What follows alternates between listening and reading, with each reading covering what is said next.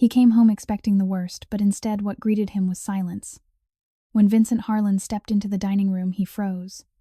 His 8 unruly sons were sitting neatly around the table, holding hands about to pray. He stood there stunned. In 3 years, he had never seen anything like it. Vincent Harlan had everything except the one thing that mattered most: peace inside his own home. 46 years old, a mafia boss who had built an empire from nothing, controlling power networks across Chicago. Yet he could not control 8 little boys. 3 years ago, his wife walked out. She left only a note. "I can't live like this anymore." 8 motherless children and a father drowning in grief with no idea how to save his family. Tommy Harlan, Jake Harlan, Ryan Harlan, Dylan Harlan, and the others were now filled with anger, brokenness, and hostility toward anyone who came near them. 22 caregivers had come through the mansion in only a few months. 22 people hired for enormous salaries. Every single one of them ran away. The boys set traps, screamed for hours, and destroyed everything they could touch. They were not bad children. They were hurt children. And hurt children hurt other people. The mansion had become a battlefield. No laughter, no joy, only pain living in every corner of the house. Then one day a poor woman appeared. Elena Hayes, 38 years old, a housekeeper exhausted by poverty. No degree, no experience raising rich children. She came only with her little daughter and said, "I just need one chance." Vincent did not want to hire her, but something made him nod. 3 days, he said coldly. "You have 3 days." She smiled. 3 days is enough. The boys tested her to the limit, but she never got angry, never ran away, she simply stayed. And on the 3rd day, something happened that changed everything. Vincent came home early. The house was quiet. Too quiet. Then he heard soft voices coming from the dining room. He walked toward it, his heart pounding, and what he saw when he opened that door would stay with him for the rest of his life. But before I tell you what happened in that room, make sure to like this video, share it, comment where you are watching from, and subscribe to the channel right now. Because this story will remind you that sometimes when all hope seems gone, that is exactly when miracles begin. If this story touched your heart, take a moment to reflect on the quiet power of kindness, especially when no one else chooses to show it. Share your thoughts in the comments. And tell us where you're watching from, which city and country are you in, and what time is it there right now. It's always amazing to see how stories like this connect people from all over the world. Is it United States, London, maybe Canada, Jamaica, South Africa, or anywhere we want to know? And tell us what you learned at the end of this video. If moments like this remind you of the beauty of humanity, please like the video and subscribe to our channel so you don't miss more powerful stories that celebrate compassion, courage, and the simple acts of kindness that can change a life. He came home expecting the worst. Instead, the silence hit him like a fist to the chest. Vincent Harlan pushed open the heavy oak door of his sprawling mansion on the North Shore of Chicago. The marble foyer, usually gleaming under crystal chandeliers, echoed with nothing but the distant sound of shattering glass somewhere deeper inside the house. No shouting, no running footsteps. Just an eerie, unnatural quiet that made his stomach twist. Vincent stood there for a long moment, fair-skinned face etched with exhaustion, broad shoulders still tense beneath his tailored black coat. At 46 years old, he was a man who commanded respect on the streets of Chicago. His construction empire and waste management companies stretched across the Midwest fronts that hid the iron grip he held over unions, protection rackets, and underground dealings. Money flowed in like the Chicago River, endless powerful. But none of it could buy him peace inside these walls. He loosened his tie and walked slowly toward the sound. His polished Italian leather shoes clicked against the cold floor. The house smelled of spilled milk and something burnt. As he entered the enormous living room, the scene froze him in place. 8 little boys, his sons, sat scattered among the wreckage. Tommy, the oldest at 7, perched on the leather couch like a miniature general, arms crossed, eyes sharp and calculating. Jake paced restlessly near the fireplace, kicking at broken toy trucks. Ryan and Dylan, both 6, had overturned the coffee table crayons, smashed into the expensive rug, spelling angry words no child should know. Mason, Aiden, and Logan, the younger ones at 5, huddled in a corner. One of them rocked back and forth, small hands covering his ears, as if bracing for an explosion that had not yet come. The room looked like a battlefield after the fighting had stopped. Expensive vases lay in shards. Curtains hung torn from the rods. A lamp lay on its side shade, crushed. Cereal boxes spilled across the hardwood milk, soaking into the Persian rug that had cost more than most families earned in a year. This was not the first time. It had become every time. Vincent's chest tightened with a familiar gnawing guilt that clawed deeper each day. These were his boys' flesh and blood. American boys born right here in Chicago hospitals, carrying his strong jaw and fair features. Their mother had walked out years earlier, leaving only a short note, and 8 small lives shattered in her wake. She could not handle the demands of his world, the late nights, the danger that sometimes followed him home like a shadow. So she left, and the boys had been drowning ever since. They were not bad children. They were hurt children. And hurt children, Vincent had learned the hard way, hurt everyone around them. Another one gone? Vincent asked quietly, his deep voice cutting through the silence. Tommy looked up, eyes cold. She packed her bags while we were eating breakfast. Said she was sorry, but she couldn't do this anymore. Left the keys on the kitchen counter. Vincent nodded slowly. That made 22 caregivers in the last several months. 22 trained professionals, nannies, tutors, child psychologists, who had all walked through his door full of hope and left broken, defeated. The boys set traps. They screamed for hours. They hid in crawl spaces behind the furnace, or under the grand staircase for days. They broke whatever they could reach, not out of malice, but out of a deep, bone-weary fear that anyone who came close would eventually leave, just like their mother had. Vincent felt the remorse rise like bile in his throat. He had built an empire from nothing, clawing his way up through Chicago's tough neighborhoods with sharp instincts and harder fists when necessary. On the streets, rivals feared him. Union bosses respected him. He could end a tense confrontation with a single calm word or a show of overwhelming power. But here in his own home he was powerless. Later that night, after the boys had finally fallen into restless sleep, Vincent stood alone in his study. The room was a fortress of dark wood and leather-bound books, floor-to-ceiling windows overlooking the manicured grounds and Lake Michigan beyond. A half-empty glass of whiskey sat untouched on the massive oak desk. He stared at an old family photograph on the shelf, him and the boys when they were much younger, before everything fractured. Guilt consumed him. He had been so consumed with building walls of wealth and influence to protect them that he had failed to build the one thing they needed most: a father who knew how to stay close. Every late meeting, every street confrontation with rival factions, every decision that kept his empire strong had pulled him farther away. Now his sons paid the price in silence and rage. He thought back to the day their mother left. The boys had been so small, some still toddlers. He had come home to find the note on the kitchen island and 8 crying children who did not understand why Mommy was gone. He had promised himself he would fix it. Therapists, specialists, the best money could buy. Nothing worked. The drawer in the kitchen still overflowed with resignation letters, each one a quiet accusation. Your sons are too much. They need more help than I can give. Vincent rubbed his temples, the violent emotional conflict tearing at him. Part of him wanted to rage, to smash something the way his boys did. Another part, the deeper hidden part, wanted to drop to his knees and beg for forgiveness he knew he did not deserve. He was a powerful man, fair-skinned and broad-shouldered, successful beyond measure in the cutthroat world of Chicago business and shadows. Yet inside he felt like the poorest man alive. Meanwhile, miles away on the south side of Chicago, in one of the city's most impoverished neighborhoods, a different kind of despair unfolded. Elena Hayes clutched her thin coat tighter around her frail shoulders as the bitter wind whipped through the cracked windows of the rundown apartment building. The place was barely habitable, peeling paint, flickering fluorescent lights in the hallway, the constant smell of damp mold and old cooking oil.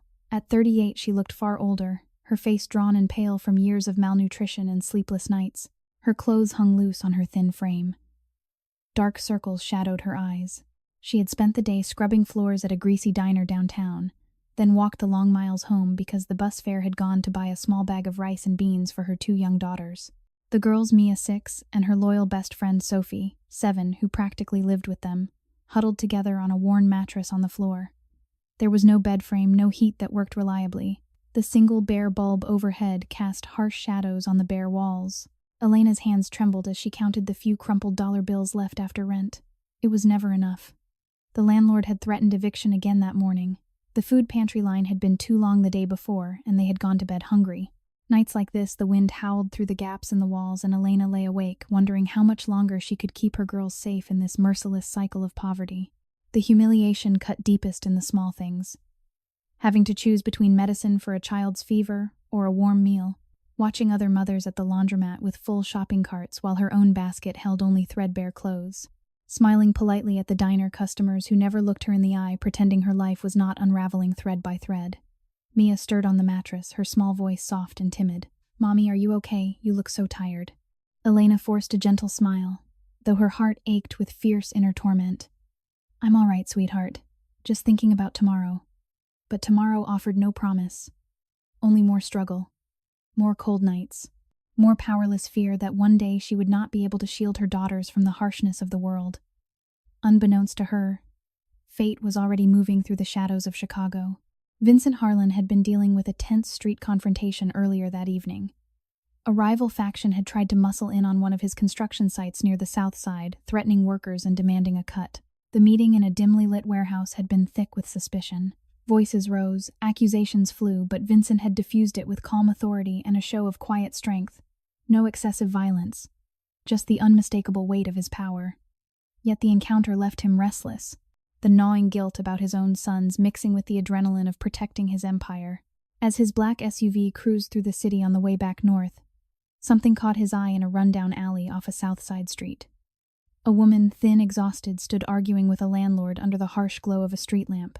Her voice was soft, polite, yet edged with desperation. Two small girls clung to her coat, eyes wide with confusion and fear.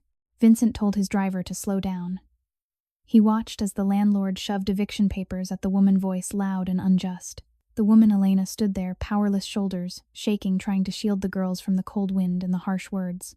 One of the little girls, the smaller one with big, curious eyes, looked up and met Vincent's gaze through the tinted window for a brief second. Something shifted violently inside Vincent's chest. A surge of compassion he had not felt in years crashed over him, mixed with an overwhelming, almost paternal instinct to protect.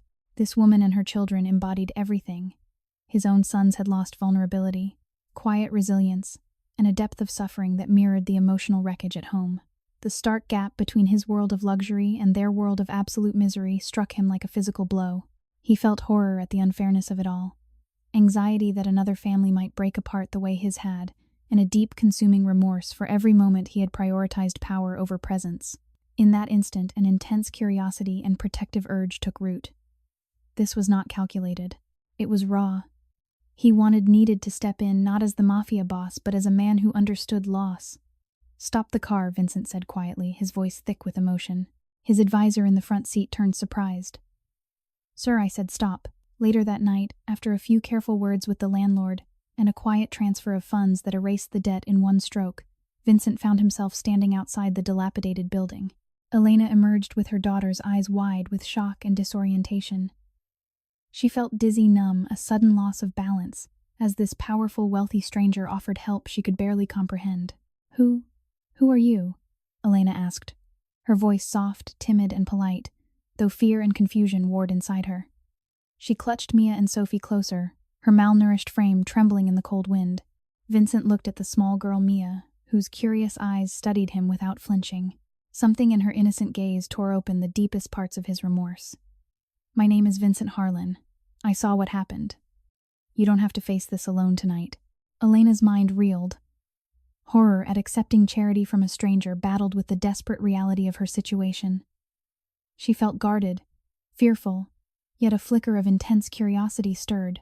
This man radiated quiet power, fair-skinned and commanding, yet his eyes held a depth of emotional struggle she could not name.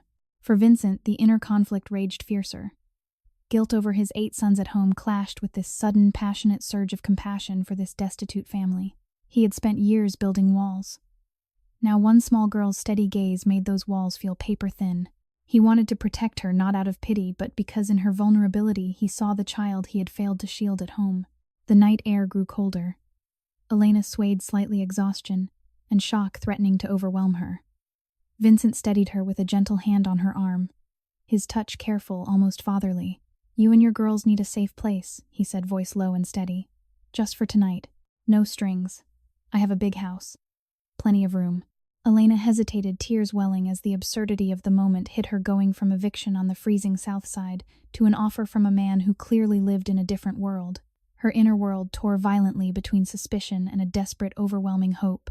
Mia looked up at Vincent again, her small voice breaking the tension. "Are you going to help us, mister?" The question pierced Vincent straight to the heart. In that moment, the emotional core of his life sharpened into painful clarity. This was about more than rescue. It was about redemption. About a powerful man finally choosing responsibility and compassion over isolation and regret. He nodded, swallowing the lump in his throat. "Yes, little one. I'm going to help."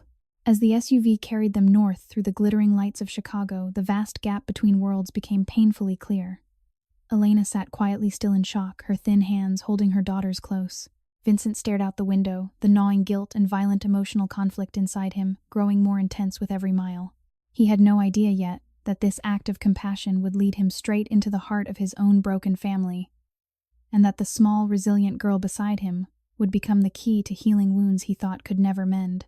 But for now, in the quiet of the moving car, there was only the heavy stillness of two broken worlds colliding, and the first fragile threads of a father-child bond beginning to form in the most unexpected place.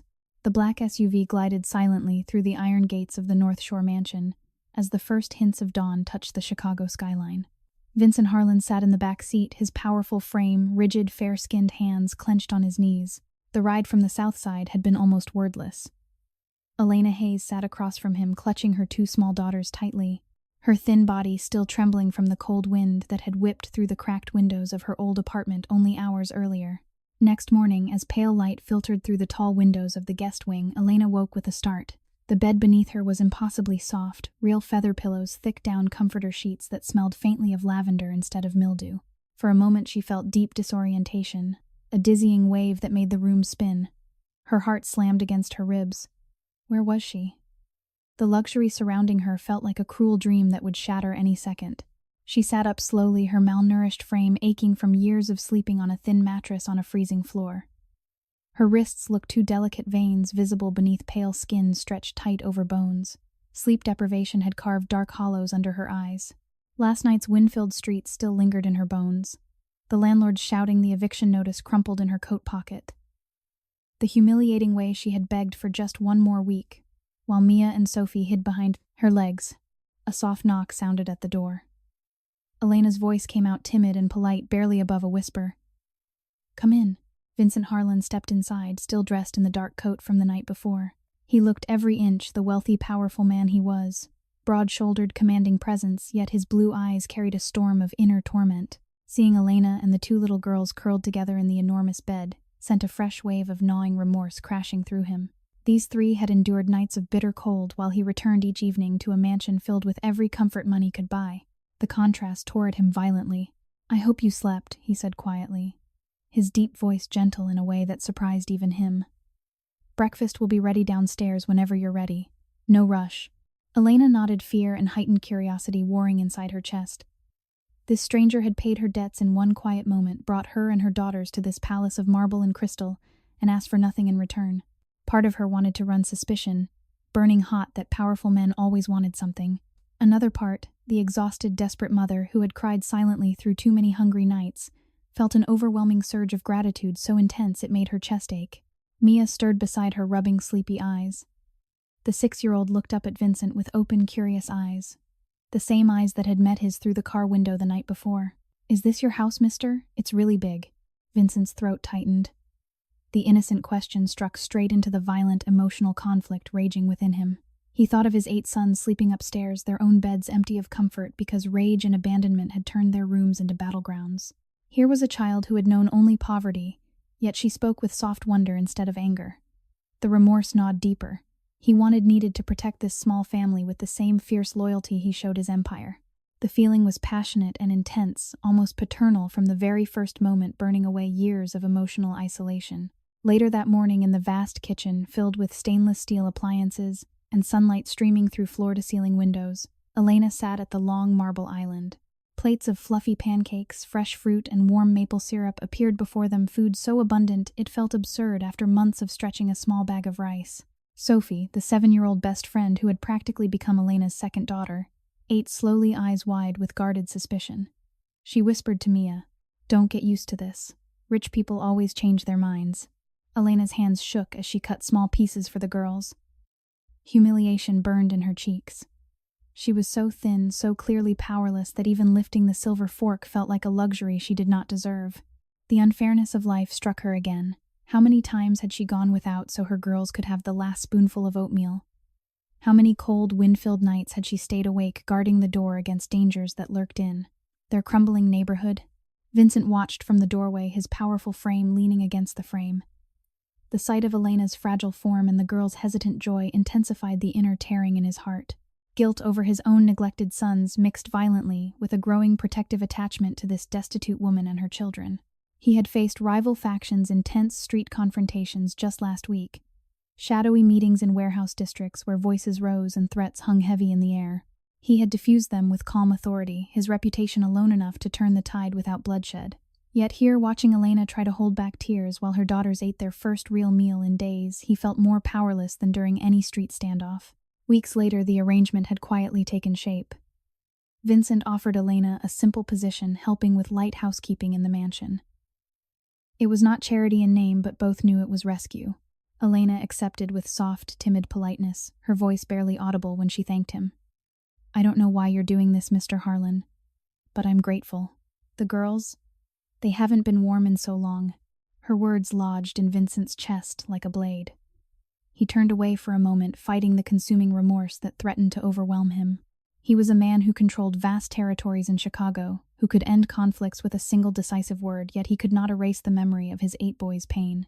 Every lavish detail of his home, imported chandeliers, the heated marble floors, the private chef who prepared meals his sons barely touched, now felt like a mocking reminder of the extreme disparity. His wealth had never felt heavier. One afternoon, while Elena was folding laundry in the sunlit laundry room, a sudden phone call pulled Vincent away. A rival faction had made an unexpected move near one of his Southside construction sites.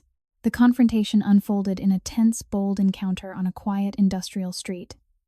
Vincent arrived in his black SUV, stepping out with calm authority.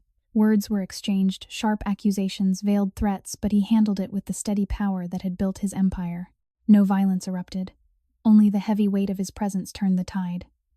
Yet as he drove back, the image of Elena's thin wrists and Mia's trusting eyes haunted him. The inner conflict grew more violent.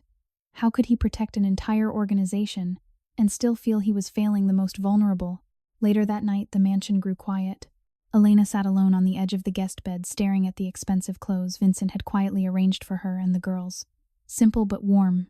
Nothing extravagant, yet far better than the threadbare coats that had barely shielded them from Chicago winters. Tears slipped down her cheeks. The absurdity of her situation tore at her. One moment she had been facing eviction and hunger. The next she was sleeping under silk sheets in a house that could fit her old apartment 20 times over. The shift brought shock, confusion, and deep disorientation. Her mind spun with anxiety and fear. What if this kindness vanished as suddenly as it appeared? What if she disappointed this powerful man who held their fragile new safety in his hands? A soft knock interrupted her. Vincent stood in the doorway, his face shadowed with exhaustion and something deeper remorse that refused to loosen its grip. He had just come from checking on his 8 sons who had spent the evening in another cycle of quiet destruction. The contrast crushed him. Here was Elena, who had endured absolute poverty with quiet resilience, while his own children drowned in rage born of abandonment. "I wanted to make sure you and the girls were settling in," he said, voice low. Elena looked up, her soft, timid voice trembling slightly. "We are. Thank you. I still don't understand why. People like me were invisible on the South Side. No one stops. No one helps." Vincent stepped closer, the wealthy surroundings fading into the background as the emotional stillness between them condensed. In that quiet moment, the overwhelming surge of protective love he felt for this small family burned even hotter. It was not romance. It was something fiercer, a paternal instinct awakened by Mia's innocent gaze and Elena's unbreakable spirit despite her utter misery. The violent inner conflict raged. Guilt for his distant fatherhood clashed with the passionate desire to shield this woman and her daughters from any more unjust suffering. Mia suddenly appeared in the doorway, rubbing her eyes drawn by the voices. She walked straight to Vincent and looked up with curious, unafraid eyes. "You look sad, mister, like you need a hug too." The simple words shattered something inside Vincent. His broad shoulders tensed as remorse and tenderness collided with brutal force. He knelt slowly, bringing himself to the little girl's level the same way he wished he could reach his own sons. Mia's small arms wrapped around his neck for a brief, trusting moment. In that instant, the father-child bond that would define everything began to take root, fierce and undeniable. Elena watched, tears streaming silently. The scene filled her with a confusing mix of fear, gratitude, and overwhelming attachment. She had gone from powerless desperation to being seen. Truly seen by a man whose wealth and power could change everything. The inner tearing was almost too much to bear. As the weeks stretched on, small moments accumulated. Elena learned the rhythms of the enormous house. while still carrying the deep humiliation of her past poverty. She moved with hesitant grace, always polite, always guarded, yet slowly, allowing curiosity and trust to bloom.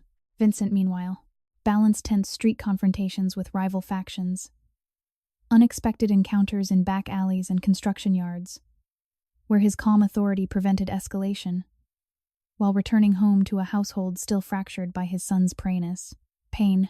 The disparity never lessened.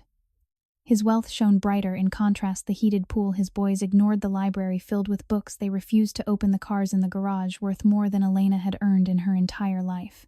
Yet, in the quiet, condensed emotional stillness of late evenings when the mansion grew still, Vincent found himself drawn to the guest wing, checking on the small family he had rescued. One such night, as rain pattered against the tall windows, Elena stood at the doorway, watching Vincent tuck a blanket around Mia, who had fallen asleep holding a stuffed bear he had quietly provided. The powerful man's hands moved with surprising gentleness. Elena's voice came soft and trembling. "You don't have to do any of this. We were nothing to you." Vincent turned his eyes dark with the violent emotional conflict that never fully left him. "Maybe that's why I have to," he said quietly. "Because no one should be nothing. Not you, not your daughters. Not anymore." In that moment, the inner worlds of both adults tore with raw intensity. Elena, from the shock of sudden protection after a lifetime of humiliating poverty. Vincent, from the gnawing remorse of his failures as a father colliding with this new, burning responsibility. The unconventional arrival had begun. A destitute mother and her 2 girls had stepped into a world of wealth and hidden power. And somewhere in the quiet hallways of the great mansion, the first fragile threads of healing and a profound father-child connection were already beginning to weave themselves into the fabric of their broken lives. Next morning, the great house on the North Shore stirred with an uneasy energy.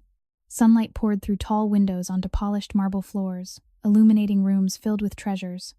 Most people only dreamed of crystal chandeliers, thick Persian rugs, and furniture crafted from fine woods shipped from distant lands.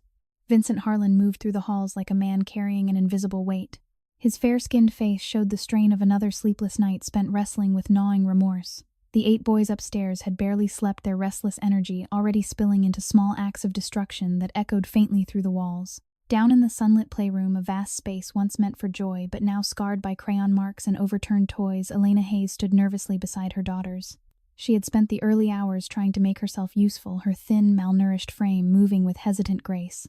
The simple housekeeper's clothes Vincent had provided felt foreign against her skin. Too clean, too warm compared to the threadbare layers that had barely protected her through countless cold, wind-filled nights on the south side. Mia and Sophie clung close at first, the 7-year-old Sophie whispering guarded warnings into Mia's ear. "Remember what I said. Don't trust too quick. People with big houses like this, they change." Elena's voice came soft and timid when she addressed Vincent, who had come to introduce them to the household. "Thank you again, Mr. Harlan. We don't want to be any trouble. The girls and we can help wherever you need." Vincent nodded, his powerful presence filling the doorway. Yet inside, violent emotional conflict raged. Seeing Elena's frail wrists, and the way she instinctively shielded her daughters, stirred the same overwhelming protective attachment that had ignited the night before. It burned with passionate intensity, a deep, almost fatherly urge to shield this small family from any more unjust suffering. At the same time, the contrast with his own 8 sons tore him apart. How could he offer warmth and safety here when his boys upstairs turned every room into a battlefield of pain? The first encounters began gently but quickly escalated. The 8 boys, Tommy leading with crossed arms, Jake pacing, the younger ones watching with sharp, distrustful eyes, entered the playroom like a small army. They had heard whispers of new people in the house. Their hurt ran deep, born of abandonment and years of feeling invisible despite the surrounding wealth. Tommy stepped forward, chin high. "Who are they, Dad?" "More people who'll leave when it gets hard." Vincent's chest tightened. The boy's cold tone mirrored the remorse that gnawed at him constantly. Before he could answer, one of the younger boys knocked over a stack of blocks with deliberate force. The crash echoed. Elena flinched but kept her voice polite and steady. "It's all right. We're here to help, not to change anything you don't want changed." Mia, however, did something unexpected. The small 6-year-old stepped out from behind her mother, her big, curious eyes meeting the boy's defiant stares without fear. She walked slowly into the center of the scattered toys, knelt down on the soft rug, her thin knees pressing into the luxury that still felt unreal to her family, and began picking up blocks one by one. "You look really mad," she said in her soft, innocent voice. "That's okay. Sometimes I get mad too when things hurt inside." But maybe we can pick these up together. It might feel a little better." The boys froze. Nobody had ever spoken to them like that. Sophie tugged at Mia's sleeve, suspicion flashing across her face, but Mia continued humming a gentle tune her grandmother used to sing, "You Are My Sunshine," the simple melody filling the room with unexpected warmth. Elena watched, heart pounding with a mix of anxiety and pride. Her own life had been so filled with unreasonable injustice. The landlord who raised rent without warning, the long lines at food pantries where she stood for hours, only to be turned away empty-handed, the humiliating stares when her girls wore shoes with holes during Chicago winters. Now seeing her daughter offer kindness in this palace of wealth created a confusing, numbing swirl of emotions. She felt guarded, fearful that this fragile safety could vanish, yet a spark of overwhelming trust began to bloom. Vincent felt the inner tearing intensify to a violent pitch. This small girl who had endured absolute poverty, sleep-deprived nights, huddled against the cold meals, stretched until there was nothing left, was showing his sons the very compassion he had failed to provide. Remorse clawed at him. His wealth surrounded them, all the heated floors, the endless supply of food in the kitchen, the private security that kept threats from rival factions far away. Yet his boys remained broken, while this child from the South Side offered light without hesitation. Later that afternoon, tensions rose. The boys tested the newcomers harshly. Jake deliberately spilled a pitcher of juice across the floor near Elena. Ryan knocked books off shelves. The younger ones scattered toys in chaotic patterns designed to frustrate. Elena moved to clean without complaint. Her movements tired but determined, the disparity hitting her anew. How many times had she scrubbed floors in the diner for pennies while worrying whether her girls would eat that night? Mia knelt again, still humming softly. "It's messy in here because maybe hearts are messy too. That's okay. Hearts can get clean again with a little time." Her words hung in the air. For a brief, condensed moment of emotional stillness, the room grew quiet. Even the 8 boys paused, something shifting in their guarded expressions. Then came the moment that changed everything. As the boys grew bolder, pushing boundaries, Mia reached for a fallen stuffed bear and held it out to Logan, the smallest of Vincent's sons. In her soft, timid voice, polite as she addressed the older child, she said, "Here, this one looks like it needs a friend. Just like me sometimes. My mom says even when we don't have much, we can still share what we do have." Logan hesitated, then took the bear. But in the exchange, Mia's small hand brushed against Vincent's arm as he stepped closer to intervene. She looked up at the powerful man with innocent curiosity and spoke words that stopped the room cold. "You're really tall and strong like the dads in stories. My mom used to tell me my own dad was big and important, but he didn't know about me because it was too dangerous. She said he lived somewhere fancy and made lots of money, but she had to keep me secret so nobody bad would come looking." The air grew thick. Elena's face drained of color. She swayed slightly, a wave of dizziness and deep disorientation washing over her. Horror and anxiety crashed through her chest. This was the secret she had guarded through years of humiliating poverty. The one she had protected with every ounce of her strength while enduring cold nights and empty cupboards. Vincent froze. His broad shoulders tensed as extreme psychological shock ripped through him. The words slammed into his heart with violent force. Mia, this small, resilient girl with the curious eyes and gentle humming, was his biological daughter. The result of a brief, complicated connection years earlier with Elena before his empire had fully consumed him. Elena had hidden the pregnancy and the child to shield her from the dangerous world of rival factions, street confrontations, and the shadows that followed Vincent Harlan. The inner conflict within Vincent exploded into something ferocious. Gnawing remorse that had simmered for years now roared to life with savage intensity. He had failed 8 sons already, leaving them to rage in a mansion of luxury while he battled for power on Chicago's streets.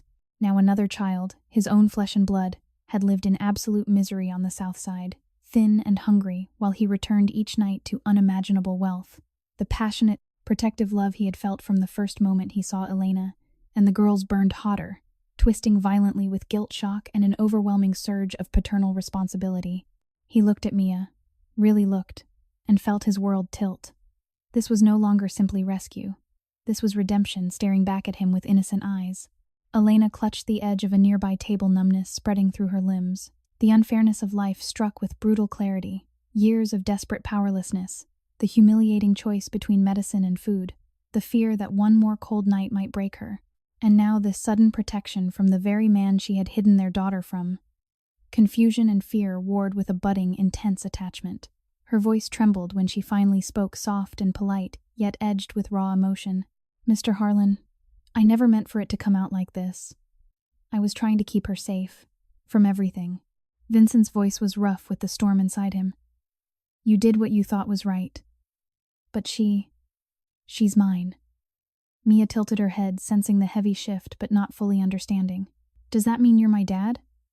The real one. The question pierced Vincent like a blade. In the quiet, condensed stillness that followed, the emotional core of the story sharpened into painful focus. His heart tore between the powerful Mafia boss who commanded respect through tense, unexpected street confrontations with rivals, meetings where calm authority diffused danger without crossing into violence, and the man crumbling under the weight of fatherly failure. Later that night, as the mansion settled into uneasy quiet, Vincent stood alone in his study. The opulence pressed in on him: leather-bound books, a desk carved from rare wood windows overlooking manicured grounds, worth more than entire blocks on the south side. Yet all he could see was Mia's face, Elena's exhausted resilience, and the 8 boys whose pain he had not healed. The inner torment grew increasingly intense. Remorse consumed him for the years Mia had endured poverty while he built his empire. Violent conflict raged, responsibility for his existing sons clashing with this sudden, burning paternal love for the vulnerable child he had unknowingly left behind. Elena in the guest wing held her daughter's close, tears slipping silently. The absurdity and injustice of her life felt overwhelming, from eviction and hunger to this palace, from secrecy born of fear to a truth laid bare in one innocent sentence.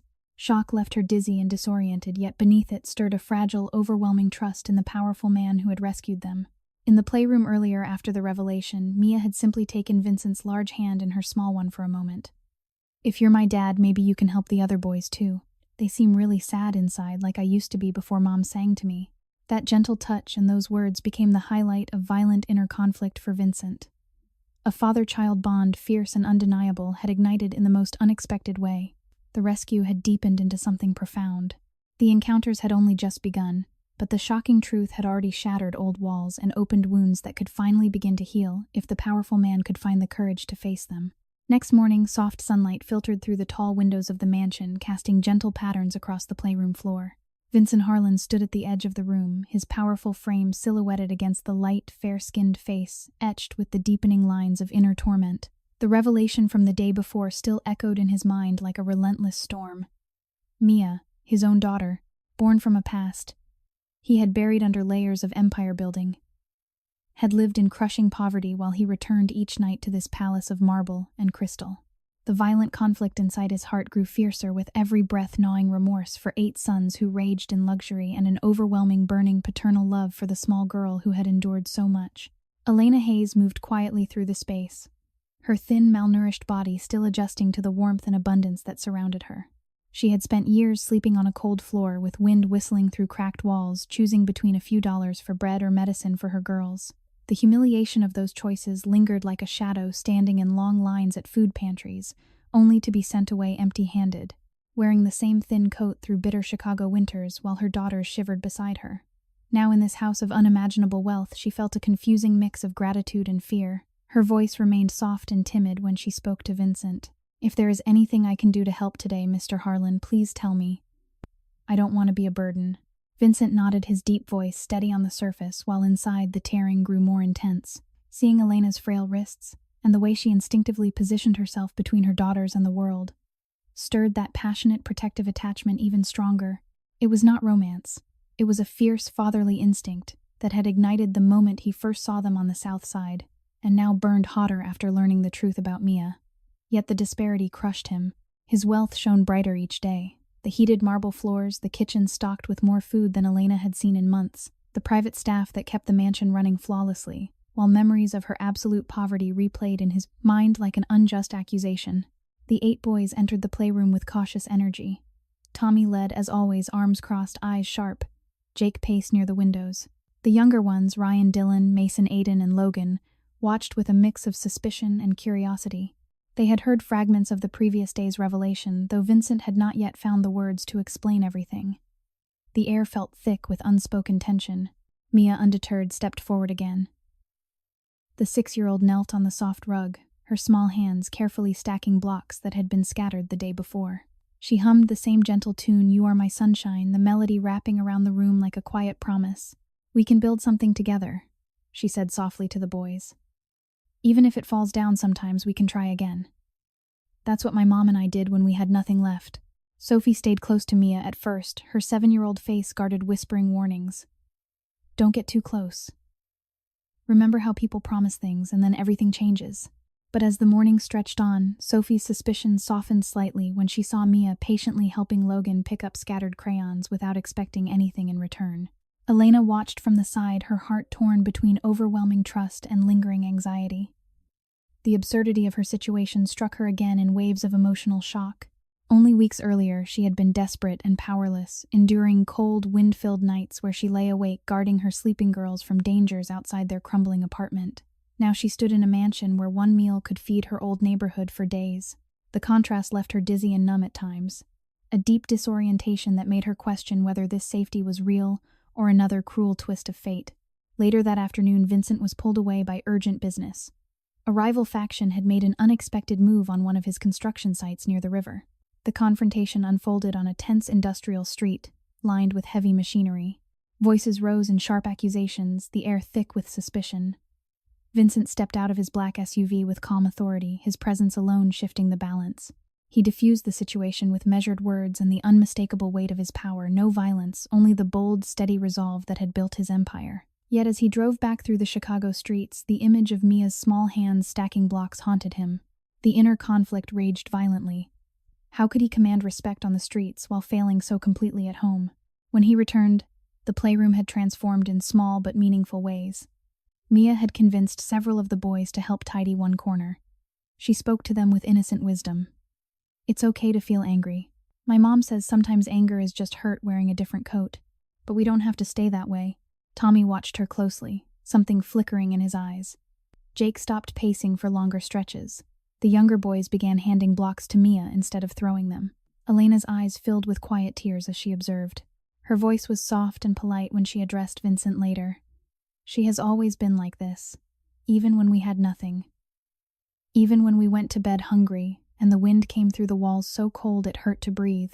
Vincent felt the remorse claw deeper into his chest. The wealth of the mansion pressed in on him with increasing intensity. The grand staircase, his sons avoided the library filled with books. They refused to touch the backyard garden blooming under professional care, while Elena's girls had once played in dirty alleys. The disparity was humiliating in its starkness, evoking tears in anyone who truly saw Elena's past suffering. Weeks later, small daily acts began weaving threads of trust. Mia woke early each morning, helping Elena with simple tasks before seeking out the boys. She invited them to join her in the kitchen for pancakes that sometimes came out a little burnt but were made with care. She sat patiently outside hiding spots when one of the younger boys retreated, humming softly until he emerged on his own. Sophie gradually joined in her guarded warnings, turning into hesitant participation, though moments of doubt still surfaced when she pulled Mia aside. What if he sends us back? What if this is just another unfair thing that gets taken away? Elena experienced waves of intense inner turmoil. One afternoon, while folding laundry in the sunlit room, memories flooded back the unreasonable injustice of losing hours at the diner because she had to care for a sick child. The humiliating stares when her clothes showed signs of repeated mending the nights she went without sleep so her girls could rest. The sudden protection from Vincent left her in a state of shock and confusion, her mind numb with the violent swing from desperation to safety. At times she felt dizzy, a loss of balance as gratitude and fear collided, yet the overwhelming attachment grew stronger, a burning trust in the powerful man who had rescued them without demanding anything in return. Vincent's emotional layers deepened with each passing day. Late one evening, after another tense street confrontation with rivals where bold words in a dimly lit warehouse had prevented escalation, he returned to find Mia sitting quietly with two of his sons reading a simple picture book aloud. The sight stopped him in the hallway. His broad shoulders tensed as remorse and tenderness clashed with brutal force. He had spent years building walls of power to protect his family, only to watch his 8 sons suffer in silence. Now this small girl who had known true poverty was teaching them the kindness he had not been able to give. In a quiet, condensed moment of emotional stillness, Vincent knelt beside Mia as the boys drifted off to other activities. "You're very good with them," he said, voice rough with feeling. Mia looked up with curious, trusting eyes. "They're sad like I used to be, but you're here now. Maybe you can be their dad better too." "And mine." The words struck Vincent with extreme psychological shock. The father-child bond he felt toward Mia burned with passionate intensity, mingling violently with guilt over his existing sons. He wanted to protect her with every resource at his command, the same resources that highlighted the absurd gap between his world and the one Elena and the girls had escaped. His heart tore increasingly as he imagined Mia enduring cold nights and hunger while he had lived in luxury. Elena witnessed the exchange from the doorway. Tears slipped down her cheeks as the inner world she had guarded for years cracked open. The poverty she had survived felt even more pitiful in retrospect. The thin coats, the empty cupboards, the humiliating powerlessness. Yet here under Vincent's roof a fragile trust was forming. Her voice came soft and trembling when she spoke to him later that night. "I was so afraid for her. For all of us. Thank you for seeing us when no one else did." Vincent stood in the quiet hallway after she left the mansion's opulence surrounding him like a heavy cloak. The wealth that had once brought him power now felt like a mirror reflecting his deepest failures.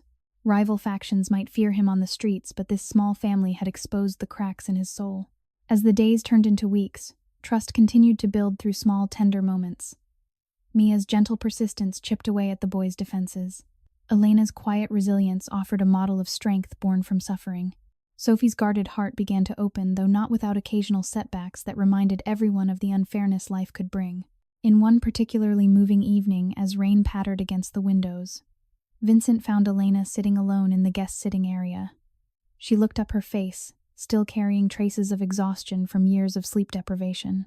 "Sometimes I still wake up thinking the wind is coming through the walls," she whispered, voice timid and polite. "Then I remember we're here. Because of you." Vincent sat across from her, the violent inner conflict raging silently. His protective love for this rescued family, especially for Mia, burned with fierce paternal fire, clashing against the remorse that threatened to consume him. The disparity between his wealth and Elena's past misery remained stark, yet in these quiet, condensed moments, something healing began to take root. The foundation of trust was forming one gentle act at a time.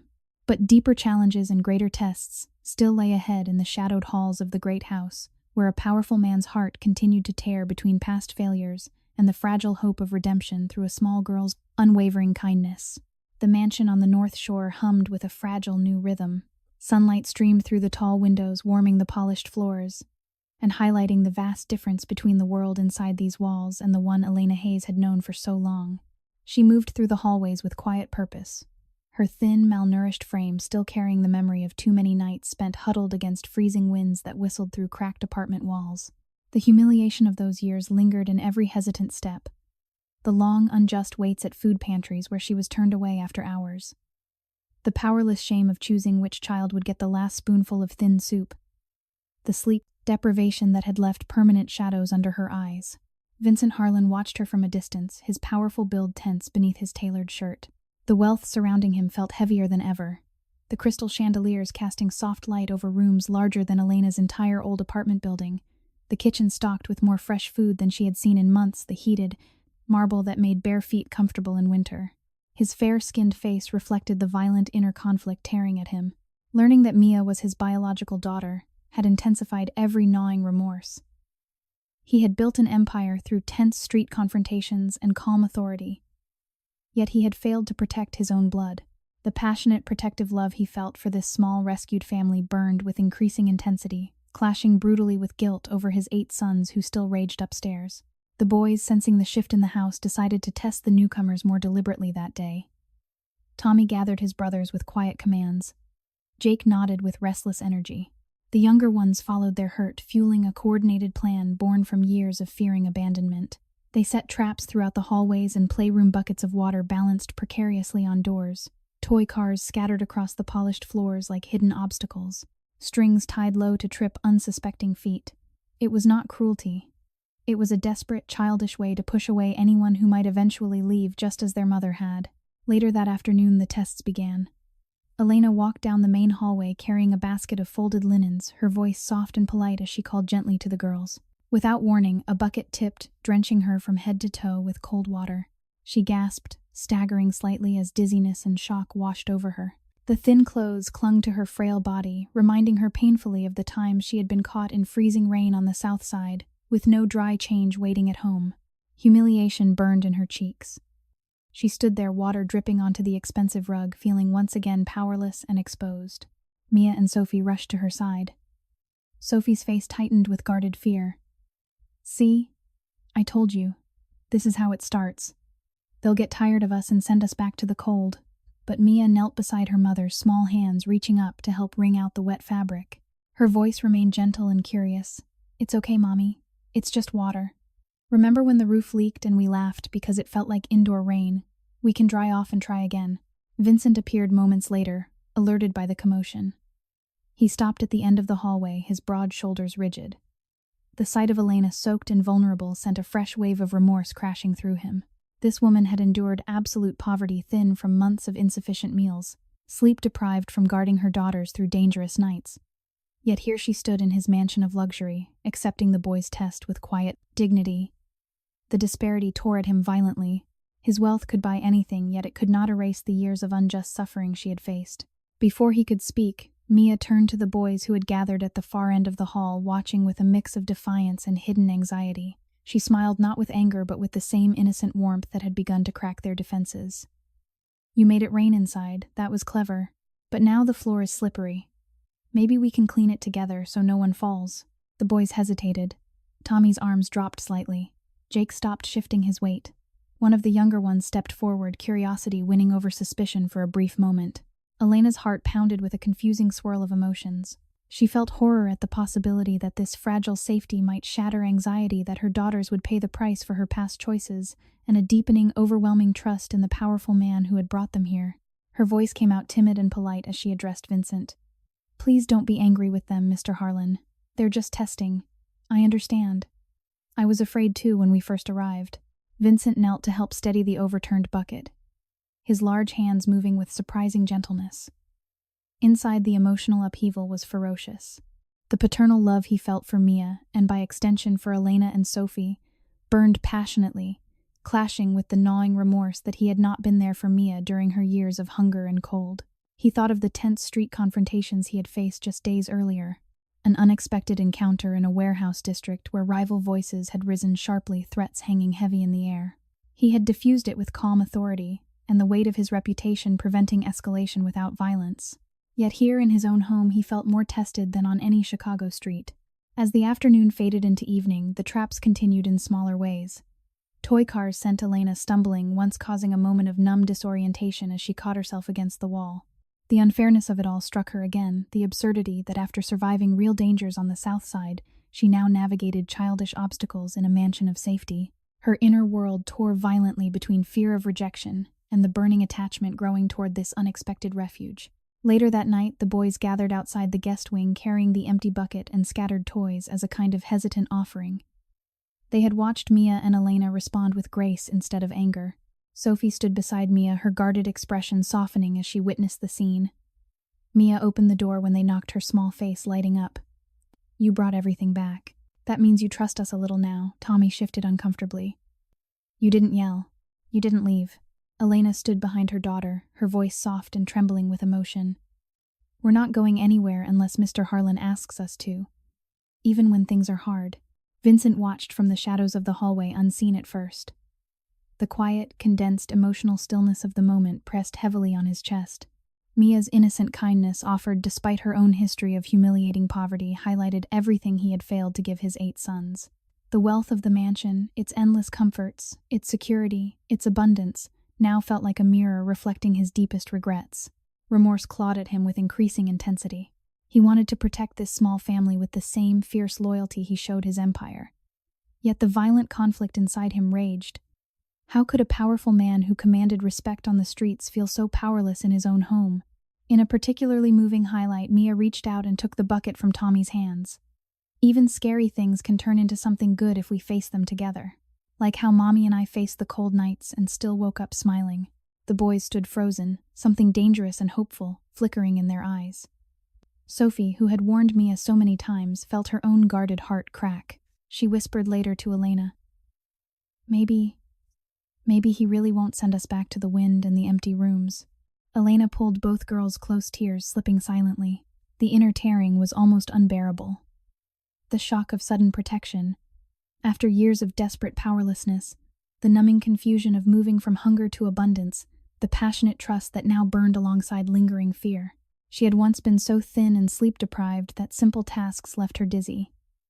Now in this house of luxury, she felt the weight of Vincent's quiet protection like a lifeline she was terrified to lose. Vincent stepped forward, then his voice low and rough with the storm inside him. "You handled that with more grace than most people ever show." He looked directly at Elena, the paternal attachment he felt toward the entire small family surging with fierce intensity. "Thank you for staying." The disparity between their worlds remained stark and painful. Vincent's wealth was displayed in every detail, the grand chandeliers glowing softly overhead, the thick rugs that cushioned every step, the security that kept rival threats far from these walls. Elena's past poverty felt even more pitiful. In contrast, the threadbare coats, the nights when wind howled through gaps in the walls, the humiliating moments when she had to beg landlords for mercy while her daughters hid their pocket, tears. As the night deepened, Vincent stood alone in his study once more. The inner torment grew increasingly violent. He had faced bold, unexpected confrontations with opposing factions earlier that week, tense exchanges in shadowed alleys where calm words and overwhelming presence had turned potential danger aside without bloodshed.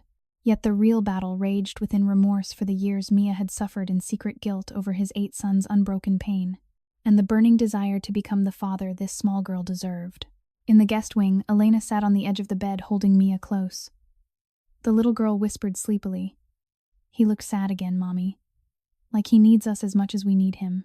Elena stroked her daughter's hair, her heart torn between overwhelming attachment and the deep anxiety that this dream of safety could shatter. The absurd unfairness of life had brought her from the brink of eviction to this mansion, from powerlessness to protection under a wealthy, powerful man's roof. The emotional upheaval left her numb, at times dizzy with the rapid shift, yet the trust now burned steadily, passionate and intense. The traps had been met with grace. Small bridges of trust had been built across the chasm of hurt. But the tests were far from over, and the hearts within the great house, especially the powerful man's, continued to tear with increasing intensity between past failures and the fragile hope offered by a small girl's unwavering kindness. The mansion settled into quiet once more, but the emotional storm brewing inside its walls was only growing stronger. Next morning, the mansion on the North Shore felt different, as if the air itself had softened. Pale sunlight filtered through the tall windows, warming the grand hallways and highlighting the quiet luxury that surrounded every corner. Thick carpets that swallowed footsteps, crystal chandeliers catching the light like captured stars, and the distant sound of the lake beyond the manicured grounds. Vincent Harlan moved through the house with measured steps, his powerful frame carrying the invisible burden of another restless night. The traps from the previous day had been met with grace. Yet the revelation about Mia continued to tear at him with increasing violence. Gnawing remorse clawed deeper. He had unknowingly left his own daughter to endure absolute poverty while he built an empire of wealth and influence. Elena Hayes rose early as always, her thin, malnourished body moving with habitual caution. Years of sleep deprivation from guarding her daughters through cold, wind-filled nights on the south side had left her fragile and hyper-aware. The humiliation of those times still burned, standing powerless in front of landlords who raised rent without mercy, choosing between a single loaf of bread or medicine, watching her girls shiver in threadbare coats while others passed by, without a glance. Now, in this palace of abundance, she felt a confusing swirl of emotions, lingering fear that this safety was temporary, guarded curiosity about the man who had rescued them, and an overwhelming burning trust that grew stronger each day. Mia and Sophie helped set the table in the sunlit breakfast room, their small hands arranging plates with careful attention. Mia hummed softly the familiar tune of "You Are My Sunshine," drifting through the air like a gentle promise. The 8 boys appeared one by one, drawn by the smell of simple pancakes and the quiet routine that had begun to form. Tommy watched with sharp eyes. Jake's restless energy seemed slightly calmer, and the younger ones, Ryan, Dylan, Mason, Aiden, and Logan, moved with less defiance than before. Vincent observed from the doorway, his fair-skinned face etched with deepening lines of inner torment. The disparity between his world and Elena's past struck him with fresh force. His wealth was displayed in overwhelming intensity. The long oak table that could seat 20, the fresh fruit and warm syrup that would have fed Elena's old neighborhood for days, the heated floors that made the morning comfortable, while she had once endured freezing concrete. The passionate, paternal love he felt for Mia burned hotter, clashing violently with remorse for his 8 sons and the years Mia had suffered in secret. He thought of the tense street confrontation he had faced just the day before, an unexpected encounter with a rival faction near one of his construction sites. Voices had risen in a bold, sharp exchange in a shadowed lot, threats hanging heavy, but his calm authority and the weight of his reputation had diffused the situation without escalation. Yet here in his own home, true power felt elusive. As the meal progressed, something remarkable unfolded. The boys sat without the usual outbursts. Mia invited them with her soft, innocent voice. "Would you like to sit with us? We can share." Even when we had very little, my mom always said sharing makes the heart feel bigger. Elena's voice was timid and polite as she addressed Vincent across the table. "The girls and I are grateful for every meal. Back on the south side, there were days when we went to bed with nothing but water. The wind through the walls made it hard to sleep, and the hunger, it never really left." Her words landed heavily. Vincent felt the violent emotional conflict inside him escalate. The image of Elena, thin, powerless, enduring, humiliating poverty, contrasted brutally with the luxury surrounding them. He wanted to shield this small family from any more unjust suffering, yet the gnawing guilt over his failure as a father to his 8 sons tore at him without mercy. Later that afternoon, Vincent was called away again. Another bold confrontation with opposing factions unfolded on a busy Chicago street near the riverfront. A rival group had tried to interfere with one of his waste management crew's, voices rising in tense accusations under the harsh sunlight. Vincent arrived in his black SUV, stepping out with steady presence. The exchange was sharp and unexpected, the air thick with suspicion, but he handled it with quiet authority, turning the tide through reputation and calm words alone. No violence erupted. As he drove back, however, his thoughts returned relentlessly to the mansion. The inner tearing grew more intense. How could a man who commanded respect on the streets feel so powerless to heal the pain within his own walls? When he returned earlier than expected that evening, the house was unusually still. No crashing sounds, no raised voices. He walked slowly down the hallway toward the backyard, heart pounding with a mix of hope and dread. What he saw through the glass doors stopped him completely. The backyard glowed softly under strings of warm lights that the boys and Mia had helped hang earlier. The long outdoor table was set with simple food sandwiches, fresh fruit, and pitchers of lemonade. The 8 boys sat together around the table, their small hands folded in their laps. Elena stood nearby, her frail frame relaxed for the first time in weeks. Mia and Sophie sat among the boys, the atmosphere peaceful and unfamiliar. Mia's voice carried gently on the evening air as she led a simple grace. "Thank you for this food, thank you for this home, and thank you for all of us even when we are still learning how to be a family." The boys' heads were bowed. Tommy's usual sharpness had softened. Jake sat still. The younger ones listened without fidgeting. It was a scene Vincent had never witnessed in his own house. 8 hurt boys sitting in quiet peace, no traps, no destruction, only the gentle presence of a small girl who had known true poverty, offering them kindness. Vincent stood frozen in the doorway, tears burning in his eyes. Extreme psychological shock rippled through him. This was the peaceful breakthrough he had not dared to hope for. The inner conflict raged with savage intensity, remorse for the years his sons had suffered in silence, while he chased power guilt over Mia's hidden years of hunger and cold nights, and an overwhelming surge of paternal love that burned like fire in his chest. He wanted to protect Mia and her mother with every resource he possessed, yet the violent tearing between his failures and this fragile hope left him numb and disoriented. Elena noticed him first. Her voice came soft and timid. "Mr. Harlan, would you like to join us?" He stepped outside, the cool evening air brushing against his face. The wealth of the mansion surrounded them, the perfectly maintained garden, the string lights twinkling like stars, the abundance that made the simple meal feel like a feast. The stark contrast with Elena's past misery hit him harder than ever. She had once been so desperately impoverished that even a single warm meal felt like a miracle, enduring humiliating powerlessness, while wind howled through their run-down apartment. Mia looked up at him with curious, trusting eyes. "We saved you a seat, mister. Dad, can I call you that sometimes?" The question pierced Vincent straight to the heart. In that quiet, condensed moment of emotional stillness, the father-child bond deepened with painful clarity. He sat down slowly, his broad shoulders trembling slightly as he fought back the storm inside. The passionate attachment he felt for this rescued family, especially for his biological daughter, clashed violently with the gnawing remorse that had consumed him for so long. As they ate together, small conversations began to flow. Mia shared a simple story about how she and her mother had once turned a leaking roof into an indoor game during a storm. Sophie added a hesitant detail, her guarded heart opening a little more. The 8 boys listened, some even smiling faintly. Elena watched with tears in her eyes, her inner world still reeling from the rapid shift from desperate poverty to this unexpected safety, from fear to overwhelming trust. Later that night, after the boys had gone to bed with less resistance than usual, Vincent found Elena sitting on the backyard patio. The string lights still glowed softly above them. She looked up, her voice soft and polite. Today felt like a dream. I keep waiting for it to disappear.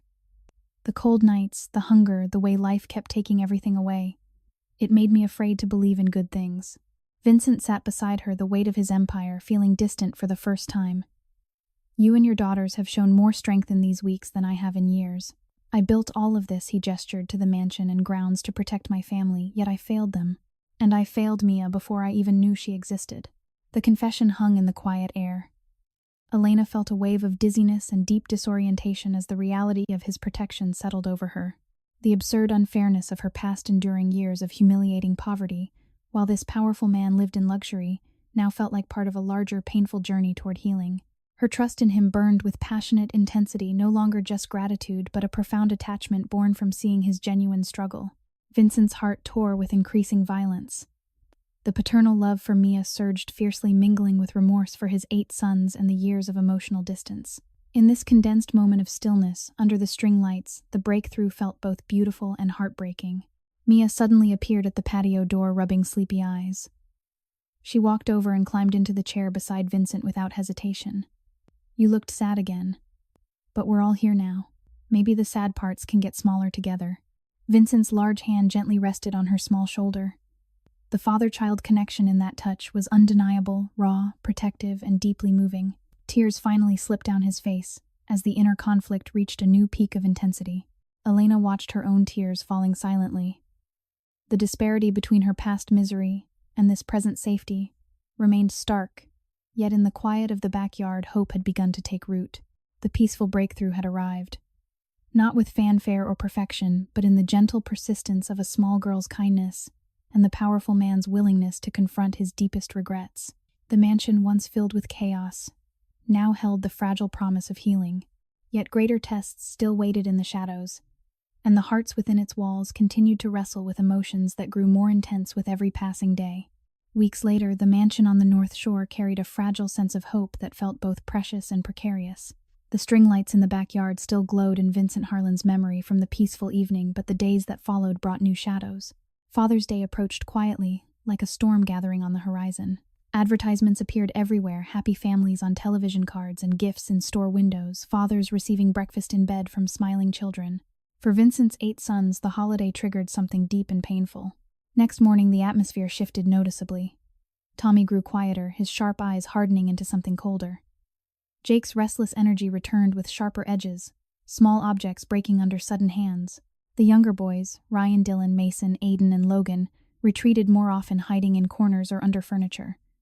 The house, which had begun to feel like a home, started to echo with old, familiar sounds of destruction.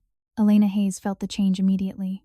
Her thin, malnourished frame moved through the hallways with renewed caution, the memory of years of desperate poverty rising like an unwelcome ghost. She had endured too many unjust holidays alone, watching other families through cracked windows, while her own girls went without even a small treat, the wind howling through their rundown apartment as she tried to stretch one meal in 3. The humiliation of those powerless days still cut deep, standing in lines for hours, only to be turned away, choosing which child would eat first while her stomach ached with hunger, sleeping on the cold floor so her daughters could have the thin mattress. Mia and Sophie tried to help. Mia's soft voice offered gentle invitations to play or draw, but the boys' grief ran too deep. "It's Father's Day," Tommy said flatly one afternoon, his voice carrying years of abandonment. "But our mom left. And now everything feels wrong again." The regression escalated as the day wore on. Unreasonable and absurdly unfair waves of emotion swept through the boys. They lashed out at the smallest things, knocking over carefully arranged flowers, tearing drawings Mia had made with them, scattering toys with deliberate force. Elena tried to intervene with her usual quiet grace, but the pain was too raw. Later that afternoon, while Vincent was away handling business, the breaking point arrived. The boys, overwhelmed by memories of their mother's departure, turned their grief toward the only soft presence in the house. They stormed into the guest wing. Clothes were thrown across the floor. Elena's few simple belongings, items Vincent had quietly provided, were scattered and torn. Mia's small drawings and Sophie's treasured stuffed bear lay damaged among the chaos. The worn family Bible that Elena had carried from her poorest days ended up with pages ripped and scattered like fallen leaves. Elena returned from helping in the kitchen to find the destruction. She stood in the doorway, her frail body swaying with sudden dizziness and deep disorientation. Horror and anxiety crashed over her in violent waves. This was the room that had become their safe haven after years of cold, wind-filled nights and humiliating poverty. The stark contrast hit her with brutal force. She had once owned almost nothing, surviving on sheer resilience, and now even this small corner of safety felt violated. Her voice trembled soft and timid as she addressed the boys who stood breathing hard in the middle of the mess. "Oh, sweethearts, what happened?" Mia and Sophie entered behind her. Mia's eyes filled with tears, but she did not run. Instead, she walked slowly into the center of the destruction and sat down right there on the floor among the torn pages and scattered clothes. Sophie hesitated, fear flashing across her face, but followed her best friend's lead, sitting close beside her. The boys froze. Finn no Tommy had tears on his cheeks despite his tough stance. Jake's fists were clenched knuckles white. The younger ones looked lost and broken. Vincent arrived home earlier than planned after another tense street confrontation. A rival faction had made a bold, unexpected move near one of his construction sites, voices rising sharply in a warehouse lot as accusations flew. He had diffused it with calm authority, and the weight of his reputation preventing any escalation. But as he stepped into the guest wing and saw the scene, his powerful frame went rigid. The inner tearing in his heart reached a new savage intensity. Remorse consumed him like fire. These were his sons hurt, abandoned, acting out the pain he had not been able to heal. And here was Elena, the woman he had rescued from absolute misery, facing yet another unjust blow after years of powerless suffering. His passionate protective love for Mia and her mother burned fiercely, clashing violently with the gnawing guilt that he had failed to shield any of the children in his care.